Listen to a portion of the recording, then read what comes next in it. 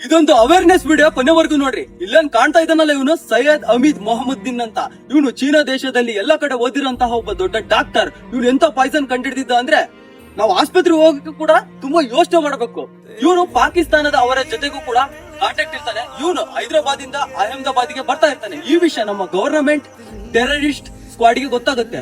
ಇವನ್ನ ಅರೆಸ್ಟ್ ಮಾಡ್ತಾರೆ. ಅವಾಗ ಇವನ ಕಾರಲ್ಲಿ ಗನ್ಗಳು, ಬುಲೆಟ್ಗಳು ಹಾಗೂ 10 ಲೀಟರ್ ಕ್ಯಾಸ್ಟರ್ ಸಿಗುತ್ತೆ. ಅದರಲ್ಲಿ ರೈಸಿನ್ ಎಂಬ ಪಾಯ್ಸನ್ ನ ಕಂಡುಹಿಡಿತಾ ಇರ್ತಾರೆ. ಅದೇನಾದ್ರೂ ನಮ್ಮ ದೇಹದಲ್ಲಿ ಹೋದ್ರೆ ಅದಕ್ಕೆ ಆಂಟಿಡೋಟೇ ಇಲ್ಲ. ಅಂದ್ರೆ ಈ ಪ್ರಪಂಚದಲ್ಲಿ ಎಲ್ಲಿ ಅದಕ್ಕೆ ಔಷಧಿನೇ ಇಲ್ಲ. ಆ 10 ಲೀಟರ್ ಕ್ಯಾಸ್ಟರ್ ಅಲ್ಲಿ 10 ಲಕ್ಷ ಜನನ ಸಾಯಿಸಬಹುದಿತ್ತು. ಮತ್ತೆ ಇವನು ಮೇನ್ ಆಗಿ ಡೆಲ್ಲಿ, ಅಹಮದಾಬಾದ್, ಲಕ್ನೋ ಪ್ರತಿಯೊಂದು ದೇವಸ್ಥಾನದಲ್ಲಿರುವಂತಹ ಪ್ರಸಾದದಲ್ಲಿ ಮಿಶ್ರಣ ಮಾಡ್ಬೇಕಂತ ಪ್ಲಾನ್ ಮಾಡಿರ್ತಾರೆ. ಹಾಗೂ ಹಣ್ಣುಗಳಲ್ಲಿ, ತರಕಾರಿಗಳಲ್ಲಿ ಎಲ್ಲ ಮಿಶ್ರಣ ಮಾಡ್ಬೇಕಂತ ಇರ್ತಾರೆ.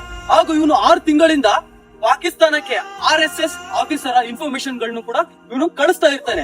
ಈಗ ಅವನ್ನ ಪೊಲೀಸರು ಎಲ್ಲ ಅರೆಸ್ಟ್ ಮಾಡಿದ್ದಾರೆ. ಇನ್ನು ಇನ್ವೆಸ್ಟಿಗೇಷನ್ ಮಾಡ್ತಾ ಇದ್ದಾರೆ. ಅವನಿಗೆ ಜೈಲಿಗೆ ಮಾತ್ರ ಹಾಕಲ್ಲ, ಪ್ರತಿಯೊಂದು ಇನ್ಫಾರ್ಮೇಶನ್ ನ ತಿಳ್ಕೊಂತಾ ಇದ್ದಾರೆ.